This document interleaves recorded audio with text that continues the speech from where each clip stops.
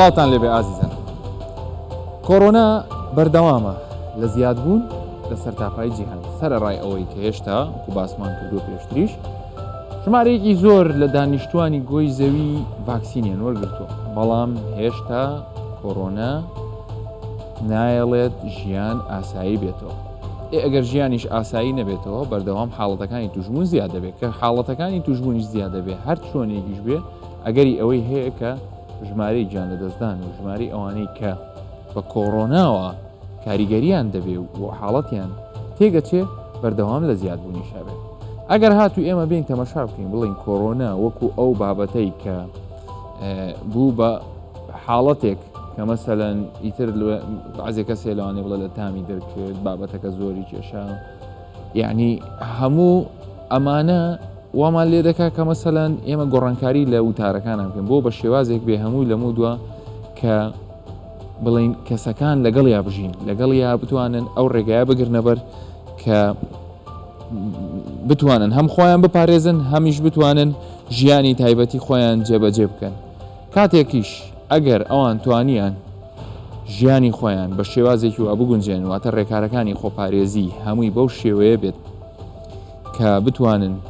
ڕۆژانە ئەرکەکانی خۆیان جێبەجێ بکەن و پاشانیش خۆیان بپارێزن و دوور بن لە حاڵەتەکە کەواتە ئەمە لێرە چەند شتێک دەگرێتەوە بۆ یەک لەوانە هەموو ئەو ڕێنمایانی کە لە سەرتاوە باسکراوە زۆر زۆر ئاسانە، دەستت دائیمە پاک و تەمیز بێ، مەحاولە بکە دائیمە ماسکەکەت ببەستە و هەروەها نێوانی خۆت بپارێزە. ئەوەی کە کێشەی بۆ دروست کردوین هەندێک جار کە گوێمان لێ ئەبێ لە هاوڵاتیان لە خۆشەویستیان لەو کەسانی کە بەتایبەتی کە ڤاکسینیان وەرگرتووە یان کەسانێکەن گەیشتونەتە ڕادەیەک دەڵێن ئەمەی ترچیتی کە تااقەتی ئەو لە سنووردانەمان نییە بەهۆی بڵاوبوونەوەی ئەم ڤایرەسە، دەبینی حاڵەتەکانی توشبوون زیاتر لەوانەیە بە دەرەکەوێ. ئەو کەسانی کە ڤاکسینیشیان وەرگرتووە دەگەنە ڕێژەیە کە مەسەلەن تا ڕادەیەکی باش خۆیان دوورەگرنەوە لەو ڕێنمایەیانە یان لەو حاڵەتانەی کە مەسەلەن پێ ئەمە ئەڵی ماسک بەستن و ئەم شتانە ئەمە وای لێ کردوین کە بەداخەوە لە ناو کۆمەلگای ئێمەیە لە هەرێمی کوردستان ژمارەکان هێشتا لە زیادی بێ. ئەگەر بێین تەمەشاکەین یعنی ئەمە ئاماری نوێترین ئامارە کە ئەم شاشەی کە ئێوە لەبەر چاوتانە ئەمە زانیاریەکانە هەمیشە فەرمانگەی میدیا و زانیاری حکوومەتی هەرێمی کوردستان بەم شێوەیە داتاکانمان بۆ ئەو خاتە ڕوو. ئێستا لە هەرێمی کوردستان 4350 کەس حالیەن تووشی کۆڕۆنا بوون، یعنی ئێستا حالیەن هەڵگری ڤایرەسەکان و نیشانەکانیان هەیە، حاڵەتەکانیان لە نێوان حاڵەتی سووک و کەم نیشانە هەتا حاڵەتی دەتوانین بڵین ئەو حاڵەتانی کە بەداخەوە ژیانیان لە مەترسیدایە و بارودۆخەکەیان سەختە. توشبووانی نوێ ینی لە 24 کاتژمێری ڕابردوو کە ئەمڕۆ لە بەیانی وەزارەتی تەندروستی حکوومەتی هەرێم و ئێستاش لە داشبۆردەکەی حکوومەتی هەرێم بڵاو کرد 2024 کەس لە ماوەی 24 ساعتی ڕابردوو 2024 کەس لەوانەی پشکنینیان کردووە، چکە ئەوێ بڵین لەبانەی کە پشکنینیان کردووە هەمومان دەزانین هەموو کەسێک پشکنین ناکە. پشکنین پێشتر ئەگەر پار ئەم وەختانەکە لێرە وەستا بووین پشکنین گەورەترین ئالنگاری بوو کە ڕوبەڕووی ئێمە بووە لە هەموو شوێنێک نەبوو، بەڵام ئێستا توانای پشکنی لە هەرێمی کوردستان زۆرە، بەڵام بەداخەوە هەندێک جار ئەو کەسانی کە پێویستە نیشانەشیان هەیە سەردان ناکەن بۆی پشکنینکەن. لەو ژمارەی کە پشکنین کراوە 2024 کەسیان دەرچووە هەڵگری ڤایرەسەکان. کەس ناتوانێت بیشارێتەوە لەوانەیە ژمارەی واقعی ژمارەی ئەو کەسانی کە توشبوون یان هەڵگرن یان نیشانەیان یان نیشانەکانیان سووکیان گوێ نادەنێ یان بەداخەوە چەندین حاڵەت هەبووە لەو کەسانی کە لە بیدایەتەوە چەند نیشانەیەکیان هەبووە، بەڵام لەبەر ئەوەی بارودۆخەکەیان وەکو چۆن بڵێ تا ڕادەیەکی زۆر ئیهمال کردووە، بەداخەوە ئێستا هەواڵمان گوێ لێ دەبێت چەند کەسێک ینی کەسوکارەکانیان باس دەکەن کە ئێستا بارودۆخیان زۆر تێکچوو چکە لە سەرەتاوە خۆیان گویان نەداوەتە نیشانەکان، بە تایبەتی لەو کەسانی کە ڤاکسینیان وەرنەگرتووە لەم سەردەمەدا لەگەڵ گۆڕینی و لەگەڵ ئەو گۆڕانکاریانی کە لەگەڵ ڤایرەسەکە داهاتوون تەنانەت هەڵامەت و لوتشلبوون و هەموو ئەو شتانی کە ئێمە بە سەرمابوونێکی تێگەین بە سپلیت و بە تەبریدی ناو سیارەت یەگەین ئەگەری ئەوەی هەیە کۆڕۆنا بێ هەتا پێچەوانەکەی دەسەلمێنێت. پێچەوانەکەی بەچی دەسەلمێنێت بە پشکنین کە تۆ پشکنینت کرد دەرکەوت ئەم کەسە هەڵگری ڤایرەسی کۆڕۆنانی و کاتە ئەتوانی قسە بکەی. بەڵام سەرەڕای ئەوەش نامەوێت قسەی ناخۆشتر بکەم، بەڵام هەندێک جاریش لەوانەیە پشکنینەکە نێگەتیڤیش دەرچێ، بەڵام نیشانەکان دیارن لە مەدا پزیشکەکان کە تەداخولەکان کە ئەو کەسە جیا دەکەنەوە پاش 1-2 ڕۆژی تر بۆی دەکەنەوە دەردەچێت ئەو حاڵەتەشمان زۆر بووە. بە شێوازێکی گشتی تا ئێمە خۆمان لە هەرێمی کوردستان لە سەرەتاوە ئەو کەسانی کە دووبارە دەڵێن پشکنینیان بۆ کراوە 280,860 کەس توش بوون لە سەرەتاوە لەو ژمارەیە 232,270یان خۆشبەختانە چاک بوونەتەوە. بارودۆخی توش بووان ئەگەر ئێمە دیار بێت لە ئێوەی خۆشەویست یعنی مەسەلەن ئێمە تا ئێستا 5,240 کەس بە کۆڕۆنا لە هەرێمی کوردستان گیانیان لەدەستداوە بەشێکیان دەگەڕێتەوە بۆ ئەوانەی فعلەن شێوازی هەڵسوکەوتی سیستمی بەرگری ئەو کەسانەوەیان لێ دەکات کە بارودۆخی تەندروستیان تێکچێت بەشێکی تریشیانی ئەوە بۆکو کە باسم کرد لەوانەی هۆکارەکەی بۆ ئەوە بێت کە درەنگ بەرە و شوێنی چارەسەرکردن یان بەرەو پزیشکی پسپۆر یان خوانە خواستە هەندێک حاڵەت هەیە کەسەکە بارودۆخەکەی ئەو هاتێگەچی ئەنجا باوەڕ بوو قەنەعەت بۆ ئاهێنێ کە فعلەن ئەمە کۆڕۆنایە بەداخەوە یعنی ئێمە مەسەلەن کەسانێک هەیە یعنی زەریبەی ئەوەی دا و ئێستا ئەگەر لی بپرسی لەخوا بە زیابیانی چاک بۆ تۆ بەڵام دەزانێت بە چ گەشتێکی ناخۆشدا تێپەڕی هەتا چاک بووە و لێکدانەوەی سێمیش بێگومان تەمەەن کاریگەری هەبوو ئەو تەمەنیش نەک بڵین ئەوانەی کە تەمەنیان بەرز بیان تەمەنیان گەورە بێ ئەگەر ئێمە تەمەشاکەین لەم داشبۆردەشا هەیە یعنی مەسەلەن توشبووان بە گوێرەی تەمەن تەمەشاکەین ینی 7 ساڵی لە بینی 6 لە بۆ 69 بەڵام ئەگەر بین لە هەمووی تەمەشاکەین چینە ئەکتیڤەکە یان ئەو کەسانی کە مەسەلەن دائیمە مثلەن ئێستا بۆ نمونە ئەگەر دایک و باوکێک باس بکەین ئەڵێن کوڕەکەمان زۆرە چێتە کافتێریاکانە چێت دانیشێت تێکەڵەوێ لەگەڵ ڕەفیقەکانیان لەو ئەیجە لەو عمرە لە بینی 20 لە بۆ 29 ساڵی ئەو کەسەی کە دەستی کارن کە خەڵکی بژێوی خەریکی بژێ پێداکردن 30 لە بۆ 39 زۆرترین ڕێژەی توشبوون لەوانەدا هەبوو چکۆنە بەرکەوتیان زۆر زیاترە و هەروەها 40 لە بۆ 49 ساڵیش بێگومان ئەوانە ئەگەر بین مقارنەی کەین ئێمە بە تەمەنەکانمان لەخوا بەزیابێ پارێزراوترن مقارنتن بۆوانەی کە لە بینی تەمەنیان لە بینی 5 ساڵی هەتا 19 ساڵی ئەوانەیە ینی ئەوانە زیاتر بەرکەوتیانە بێ زیاتر تێکەڵاویەکەن زیاتر بێتە هۆی کە ڤایرۆسەکەیان تێدەچ ئێمە بەپێی کۆمەلگای ئێمە بەڵام لە کۆمەلگای جیهانیە لەوانەیە هەر بە هەمان شێوە لێکچوونێکە بێت چونکە مامەڵە و تعامل و تەبیعەتی ڤایرۆسەکە تقریبا یەکە ئەوەی ترکە ئێمە ینی هەمیشە سەرنجی ڕاکێشایەوە گۆڕانکاریانەی کە ڤایرۆسەکە بەسەر خۆی دادێنێ و بێگومان ئێوەش زانیاریتان هەیە لەسەری ئەم گۆڕانکاریانە وای لێ دەکا کە بڵین هێزی گواستنەوە خێرایی لە گواستنەوە زیاتر بێ وەکو ئەم لەم شەپۆلەی ئەخیری لە هەرێمی کوردستانیش من گۆڕانکاری کە ڕوویدا لە ئەنجامی گۆڕانکاری کە پێوترێت گۆڕانکاری دێلتا وای لێ کرد کە ژمارەیەکی زۆر لە کاتێکی زۆر کەم توش بکە ئەمە کێشەکەی نەخۆشخانەکان پڕە بن شوێنەکان نامێنێ کەسانێکیش کە پێویستیان بە چارەسەر و بە یعنی ئەو شتانە یعنی وایان لێکە کە حاڵەتەکانیان زیاتر خراپتر بڕە. راپۆرتێکمان هەیە لەسەر ئەوەی کە ژمارەی توشبوون یعنی ئێستا حاڵی حاضر لە هەموو جیهاندا 212 ملیۆن توشبووی تێبڕن 5 ملیۆن کەسیش بە ئەم ڤایرەسە بەداخەوە لە سەرتاسەری جیهانی یعنی لە سەرتاسەری جیهان گیانیان لەدەست دەبا پێکۆ بینەری راپۆرتەکە بن پاشان دوایی کە هەر لە راپۆرتەکەشا دەبینن کە مەسەلەن ڕێکخراوی تەندروستی جیهانی دەڵێ ئەم ڤایرەسە ئەم ڤاکسینکردنە ینی کاریگەری نییە لەسەر کەسی دوژیان با پێکۆبی بینین دوایی باس خواسی ئەم شەی بەرنامەکە زیاتر قسەی لەگەڵک. ئامارە فەرمیەکان لە جیهان ئاماژەیان بەوە داوا ژمارەی گیان لەدەستدان بە کۆڕۆنا لە سەرتاسەری وڵاتانی جیهان 4,444,785 کەسی تێپەڕاندووە و 190,231,349 توشبووی ڤایرۆسەکەش بە تەواوی چاک بوونەتەوە. هاوکات ژمارەی توشبوون بە ڤایرۆسەکە 212,606,234 حاڵەتی تێپەڕاندووە و تاوەکو ئێستا ئەمریکا زیانمەندترین وڵاتە لە ژمارەی توشبووان و زیاتر لە 38,545,144 کەس لە وڵاتە تووشی ڤایرۆسەکە بوون و 645,000 توشبووی ڤایرۆسەکەش گیانیان لەدەستداوە. هەروەها هیندستان بە دووەم وڵات دادەنرێت لە ژمارەی توشبووان و 32,449,306 کەس تووشی کۆڕۆنا بوونە و 434,000 توشبووش لە وڵاتە گیانیان لەدەستداوە. هەروەها تێکڕای توشبوونی ڕۆژانە بە کۆڕۆنا لە ماوەی 106 ڕۆژی ڕابردوودا لە هیندستان 25,000 حاڵەتی توشبوون بووە. هەروەها تەندروستی جیهانی باز لەوە دەکات کە ژمارەیەک لە کۆڵینەوە کراون دەرکەوتووە کە کۆڕۆنا یان ڤاکسینی کۆڕۆنا هیچ کاریگەری نەرێنیان لەسەر زاوزێبوون نییە. بە جۆرە راپۆرتەکان دوای ژەمی یەکەم و دووەم سەدان هەزار حاڵەتی منداڵبوون تۆمار کراون و هیچ کاریگەری لاوەچی لەسەر پرۆسەی زاوزێ بەهۆی ڤاکسین تۆمار نەکراوە. دکتۆر حوسام حوسنی سەرۆکی لیژنەی زانستی دژ بە کۆڕۆنا ڤایرۆس لە تەندروستی جیهانی ڕایگەیاندووە ئەو دەنگۆیانی لەسەر کاریگەری ڤاکسین بڵاو دەکرێنەوە تەنیا بۆ دروستکردنی ترس و دڵەڕاوچەیە و ئامانجلەی کەمکردنەوەی ڕێژەی بەشداریکردنە لە پرۆسەی وەرگرتنی ڤاکسین.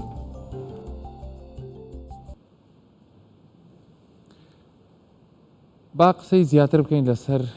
بارودۆخی ئێستای هەرێمی کوردستان و عێراق بەگشتی بزانین بارودۆخەکە ئێستا لە چییە؟ چاوەڕوانی چییە؟ کرێژمارەکان بەرەو دابەزینی هەیەیان بەرەو بەرزبوونەوەیە و ئایا حاڵەتەکانمان کە ئێستا لە هەرێمی کوردستانان بارودۆخیان چۆنە زیاتر کام نەوعیانن ئەو نەوعانن کە بە ئاسانی گرتویانە یان بارودۆخیان خراپە و هەروەها بشزانین لێکدانەوەی زانستی بۆ ئەم شەپۆلەیەک لە دوایەکانی کە عێراق و هەرێمی کوردستانی گرتوێتەوە بەچی دەکات. بۆ مەبەستە ئێمە ئەم شەو میوانداری بەڕێز دکتۆر دەشتی بوستانیمان کردووە. خێربێک دکتۆرجان سەرچاو جەنابەت هەم وەکو پزیشکی پسپۆڕی نەخۆشیەکانی هەنا و هەم وەکو پرۆفیسۆری یاریدەدەر هەم وەکو ئەندامی لیژنەی دانوستانی ڤاکسین لەسەر مستەوای عێراق و هەرێمی کوردستان و هەروە لە لیژنەی زانستی کۆڕۆنا لە عێراق و لە هەرێمی کوردستان حەزمان لێ سەرەتا بۆ دەست پێ بکەین ینی ئەگەر پرسیارەکە بکەینە وەڵامەکەی بە دوو بەش بێ بەشێکیانەوەی ئێستا لە هەرێمی کوردستان و مقارنێکیش بکەین بە عێراق و ئێمە لە چ بارودۆخەکەین و ئێستا لەکوێی شەپۆلەکەین ئایا ئێمە بە چه ئاڕاستەیەک دەڕۆین. پێشەچی سڵام هەیە بۆ بەڕێستان و بۆ بینەرانی کوردستان سەر لە ڕاستیدا ئەوە یەک دوو هەفتەیە خۆشبەختانە ئامارەکان بەرەو دابەزینە شەپۆلەکە بەرەو دابەزینە وەزعمان باشترە نەخۆش کەمترە نەخۆشی چاودێری سر کەمتر بوویتەوە یعنی هەروەکو ئەوڕۆ ینی یەک لە پسپۆرەکانی هەناسە باسی کرد ینی چاودێری سری حکومی وردە وردە چۆل بۆ ئەوانەی لە نەخۆشخانەی تایبەتن دەگەڕێنەوە بۆ چاودێری سری حکومی ینی کەواتە قەرەوەلەی چاودێری سر بەتاڵ هەیە خۆشبەختانە پێش دوو هەفتە ینی قەرەوەلەی چاودێری سر بەدەست نەدەکەت ئەمەش ینی شتێکی مژدەبەخشە بۆ داهاتوو شەپۆلی سێم ئینشاءالله بەرەو کەمبوونەوە دەچێ بەڵام ئەوەمانەوە نییە ئێمە ینی دەستبەرداری ینی ڕێنمای تەندروستیەکان بین دەستبەرداری ماسک لەبەرکردن بین لەبەر نەکردنی ئەوە باجی ئەوەیە کە تۆزێک بێگومان بازەی بازی جەژن ئەو ماوەی لەو شەپۆڵە دامان و ئەگەر بەڵێ جانلەستانی زۆر بێنمونە هەر 100 کەسێک توش دەبێت دوو کەسیان دەمری هەر 1000 کەس 20 کەس دەمری کەواتە ینی هەر ئەوە ئەو نەخۆشی ئەو زەری بە قورسەی هەبی پێویستە ئەمە ئاگامان لە خۆمانبی پێویستە ینی ئەوەی زیاتر بە پەرۆشەوە بەرەو ڤاکسین وەرگرتن بچین زیاتر ماسک لەبەر بکەین زیاتر قەڵەباڵغی دروست نەکەین و مەسافەیەک لە بینی خۆمان و خەڵک مەترێک 2 مەتر بهێڵینەوە ینی ئەمە ئیشەڵا وەلەو ینی ئەم ڤایرەسە هەر بە تەبیعەتی خۆی و کۆڕۆنا و هەمووکو ڤایرەسیش ینی کە بە پێی شەپۆل و ئەوانە دێ زۆر باشە ئێمە الحەمدوللا بەرەو کەمبوونەوە ینی ئەم شەپۆلەش و خەریکە تێئەپەڕین بە تەسەوری تۆ ینی ناتوانین بڵین لە ڕووی زانستیەوە بەس ینی بە تەوەقوعات و ئەوەی کە بڵین کۆتایی ئەم شەپۆلەیان نەک کۆتایی کۆڕۆنا بە کاملی ینی چۆن تەسەورەکرێ ینی بەهۆ ینی ئەگەر تەماشا بکەین ئەمە لە بەهاری پارەکە شەپۆلی یەکەممان توش بوو ینی نەهاوینی پارەکە بوو لە بەهاری ئەو ساڵ شەپۆلی دووەم بوو ئێستا ئەو هاوینە شەپۆلی سێم بوو ینی هەر 6 مانگ جارێک شەپۆڵک دێتن ینی بەپێی ئامارەکان زیاد دەبتەوە لەبەرەوەی ئەو ڤایرۆسی RNA خۆی دەگۆڕی یعنی ئەوەی دەلتا و دەلتا پلس و لەوانەیە زۆری تریش بڵاو بنەوە یەکەم جار لە هیند بوو بڵاو بۆ ئینگلتەرا و بۆ تورکیا و بۆ ئیران و بۆ چین و بۆ وڵاتەکانی تر و هەموو دنیای گرت بۆیە ڕێکخراوی تەندروستی جیهانی ینی ئەو بڵاوبوونەوەی ڤایرۆسە وەکو ئاگرێک لە دارستانێک بڵاو بتەوە ئەگەر لە هەموو لایەکنەی کوژێنیەوە ئاگرەکە بڵاو دەبتەوە ینی هەر پێویستە ینی ڕێژەی ڤاکسین ئەگەر باش بە لە هیندستان ئەو دەلتەیە بڵاو نەدەبەوە جیهان بۆ ڕێکخراوی تەندروستی جیهانی یعنی مکوڕە و دائما تەرکیز لەسەرەوە دەکا پێویستە ڤاکسین بە ینی بە یەکسانی لە جیهان دابش بکرێ پێویستە وڵاتە ینی دەوڵەمەندەکان تەسحێ بدەن و بە نرخێکی کەمیان بە ینی بە بەلاش ئەو ڤاکسینە بدەنەوە هاوکاری بۆ ئەوەی هەموو جیهان ڤاکسین وەرگێ ئەگەر هەموو ڤاکسین وەرنەگرن ئەو وڵاتانەی بگرێژەمی سێمیش وەردەگرن لەوانەیە دیسان گۆڕاوێکی نوێ ڤایرۆس بڵاو دەبتەوە و ئەوانیش ئەزیەت دەخۆن زەری بەکەی دەدەین لە عێراق بەگشتی هەمان حاڵەتەکەیان وەکو ئێمە ینی وەکو هەرێمی کوردستانە یان هێشتا بارودۆخەکە لەوێ بارودۆخەکە ئەگەر تەماشای ئامارەکان بکەین پێشتر یعنی دەگەیشتە ینی ژمارەیەکی زۆر 12,000 13,000 15,000 ئێستا 5,000 و 6,000 ئەوەی کوردستان گەیشت بووە 3,500 ئێستا ینی کەمترە لە 2020 ینی سەرڕای ئەوەش ینی فەحسیش زۆر دەکرێت کەواتە ژمارەکە ینی بە ئەکیدی ئەو دوو هەفتەیە دوایی بەرەو دابەزینە شەپۆڵەکە بەرەو دابەزینە و ڤاکسینیش بەرەو کشانەوەیە ئەمە ینی یەک یارمەتی ئەوی تر دەدا و ڕێژەیەکی باشیش خەڵک توش بوو دەتوانین بڵێن 120 دانیشتوانی کوردستان و عێراق توش بووە ئەمانە هەموو یارمەتی دەرن بۆ ئەوەی شەپۆڵەکە لە ناو بچی و ئەگەر گەیشتینە ڕێژەیەکی زۆری ڤاکسین ینی ئێستا پێشتریان و 1970 ئێستا باسی 1990 دەکەن ئەگەر گەیشتنە 1990 ڤاکسین لەوانەیە بتوانین خۆمان پاسی شەپۆڵی چوارم چەند دەتوانێت ئەو ڕێژێ بەدەست بێنێت عێراق بەپێی ئەو ئامارانەی هەیە و پێی ئەو عەقدانەی کردیتی 47 نزیکەی 50 ملیۆن ڤاکسینی کڕیوە هەتا کۆتایی ساڵدەی کەواتە 25 ملیۆن کەس ڤاکسین وەردەگری ئەگەر 25 ملیۆن کەس لە 40 ملیۆن یعنی دەکات زیاتر لە 50% ئەوەش ینی ئامارێکی مژدە بەخشە و ئینشاءالله بەرەو باش بوون زۆر باشە بەنسبەت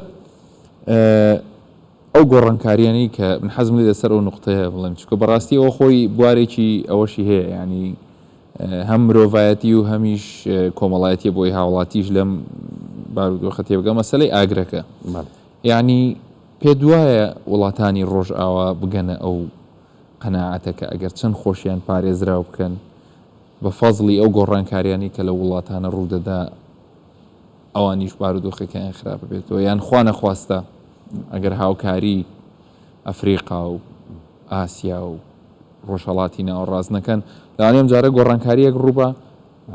ڤاکسینەکەش مەترسی بکوێتە سەر بێگومان ینی هەوڵ چیتان زانیوە مەسەڵەن بەنسبەت ڕێکخراوی تەندروستی جیهانی داوای لە وڵاتان کردووە کە ژەمی سێم لێ نەدەن جارێ تاخیری کەن هەتا وڵاتانی ینی جیهانی سێم ڕێژەیەکی باش ڤاکسین دەکرێن و زۆر وڵات هەیە ینی دەست پێش خەریک کردووە بۆ نمونە فەڕەنسا بریتانیا وڵاتانی دری پێشکەوت و هەروە ئەمریکاش زۆر جار ینی ڤاکسینی بەخشیوە بۆ وڵاتە ینی کەپ دەرامەتەکان ئەوەش نیشانەیەکی باشە بەڵام پێویستە بە شێوەیەکی ڕێکوپێک و بە ژمارەیەکی زیاتر بکرێ هەروەکو ئاماژەم کرد ئەو ئاگرە ئەو دارستانەی جیهان بگری لەلایەک بکوژێنەوە هیچ فایدەی نییە پێویستە لە هەموو لایەک ئاگریش بەسەڵ ناکوژێتەوە پێویستی بە هەلیکۆپتەر و تیارگومان ینی ئەوە پێویستی بە تەکنۆلۆژیایە تەکنۆلۆژیای جیهانی ئێستاش ڤاکسینە ڕاستە ئەو ڤاکسین ینی خۆشبەختانە ئێستا شتێکی تریش هەیە ئەمڕۆ FDA ینی ئەپروڤەلی ڕسمی ڤاکسینی فایزەر بایۆنتیکی کرد پێشتر بۆ ینی بەکارهێنانی ینی تاڕێ ئەوە بوو ئێستا ئیجازەی کاملی وەرگرت ئەوەش ینی شتێکی باشە و کەواتە ینی فایزەر بایۆنتیک ینی ڤاکسینێکی زۆر سەلامەتە وەکو سوورێژە و ئیفلیسی مناڵان و ئەوانە کە ئیقرار کراوە لە FDA ئەوش وەکو ئەوانی لێهات کەواتە ینی وەکو کو مناڵ BCG دەکوتین ئەتوانین فایزەریش ئەوانەی تەمەنیان لە 12 ساڵ بەرەو سەرەوە ببێ هیچ ترسێک بکوترێن ینی ئەوانش ئێستا لەمە دووە گۆڕانکاری بەسەر عمرەکەشدا دێت بێگومان ینی بەخۆی یان توێژینەوەی زانستی کراوە لەوانی تەمەنیان لە 12 ساڵە و دەرسوە لەوانیشە ینی هیچ مەترسی نییە و مادام FDA ینی ئیجازەی ڕسمی ونهائيدا بلقاحی فایزەر بایۆنتێک کەواتە یعنی لقاحێکی زۆر ئەمینە و هیچ مەترسی نییە. هێشتاوانی تروەریان نەگرتووە ئەسترازێنیکە نانە بەس FDA بەس ئەپڕۆڤی ئەوەی کردووە. ینی ئەوانی تریش لە دیراسەدانە ئەوان دیر بە تەواری بە شێوەی کتوپڕ ئیجازەوەیان درایتەوەکو ئەسترازێنیکا و ساینۆفارم لەلایەن WHO و مۆدێرنا و جۆنسن ئەند جۆنسن وانە بەڵام لقاحی فایزەر بایۆنتێک خۆی سلمان پاشەوەی یعنی بە ملیار خەڵک ڤاکسینی پێوەرگرت و هیچ ئەوەی لاوەچی و دەرەچی خەتەرناکی نەبوو خۆشبەختانە. هیچ ینی با بڵین وەکو وەلو کاتی بەرنامەکەمان زۆر کەمە بەس وەکو هەواڵێک هەبێ لەسەر دروستکردنی ئەم جارە دەرمان ینی بۆ چارە سەرچکە ئەسترا زێنیکە مەسەلەن ینی کە ئەوان بەردەوام تاقیکردنەوەیان کردووە و لە چەند وڵاتێک بەکارێنەوە فایزەریش پێنج چەند مانگێک ینی باسی لە دەرمانێکە کرد بۆ چارەسەری توشبوانی کۆڕۆنا. ئەمانە هیچ ئەبدەیتی نوێ هەیە؟ ئەوانە توێژینەوە هەیە بەڵام زیاتر ئەوانەی ینی مۆنۆکلۆنەل ئەنتیبەدیە ینی چەند زۆرە ینی دژەتەنەکە بەکاردێنرێ تێکەڵاو دەکرێت بۆ ئەوەکەی بینیوانە ڕێژەیەکی باش چاکبوونەوەی لەسرە بەڵام هێشتا بە ینی بە شێوەیەکی ڕسمی ئەوە بڕیار لەسەر نەدراوە و نهاتوێتەوە بازار. زۆر باشە کاکتۆر وەکو دوها پرسیار بەس ینی کۆتایی ئەم نەخۆشیە یان بەڵێن بە شێوەیەزێکی واکە هیچ نەبێ ژیان بگەڕێتەوە بارودۆخی ئاسایی پێ دوایە مەسەلەن ئەگەر هەموو ئەو بیردۆزانی کە هەیە ڤاکسین ئاواتەوە زیع بکرێ و لەولاوە هاوکاری وڵاتە فەقیرەکان بکرێت ئەگەر ئەبگریمان ئەمانە هەمووی چووە سەر پێشببینی زانستی لەسەر ینی دانانی سنوورێک بۆ کۆڕۆنا و هیچ نەبێ بخرێتە گۆشەیەکەوە کە ئیتر نەتوانێ خۆی بگۆڕێ ئەمە ئەکرێ بەدی بێ ینی ئەمن جارێکی تر وتومە کە ساڵی 2000 ساڵی ماسک بوو ساڵی 2001 ساڵی ماسک و ڤاکسینە 2020 ساڵی ماسک بوو ساڵی 2021 ساڵی ماسک و ڤاکسینە پێشببینی دەکەم و متەفاعلم کە ساڵی 2022 ساڵی ڤاکسین بێ یعنی تەنها بە ڤاکسین بەڵام هەر دەمینێ لە شوێنەکانی قەلەباڵغ و نەخۆشخانەکان و ئەوە یعنی شوێنی پیرروپەکەوتەکان ئەوانە هەر ماسک لەبەر بکرێت. ڕێز دکتۆر دەشتی بستانی پزیشکی پسپۆڕی نەخۆشیەکانی هەنا و مامۆستای زانکۆ و ئەندامی شاندی دانوستانکاری ڤاکسین لەسەر ئاسی هەرێمی کوردستان و عێراق زۆر سپاس بۆ زانیاریەکانت بەخێربێ ئەزێت کێشە. خۆشەویستان بێگومان چەندی بڵێنەوە خۆپارێزی و ڕێگەگرتن لە بڵاوبوونەوەی ئەم نەخۆشیە تەنها بەو شێوازە ئەبێت کە باسەکەین دوورکەوتنەوە لە قەرەباڵغی و بەستنی ماسکەکان و ڕاگررتنی پاک و خاوێنی دەستەکان هەموو لایەکتان هەر تەندروست بن خواتان لەگەڵ.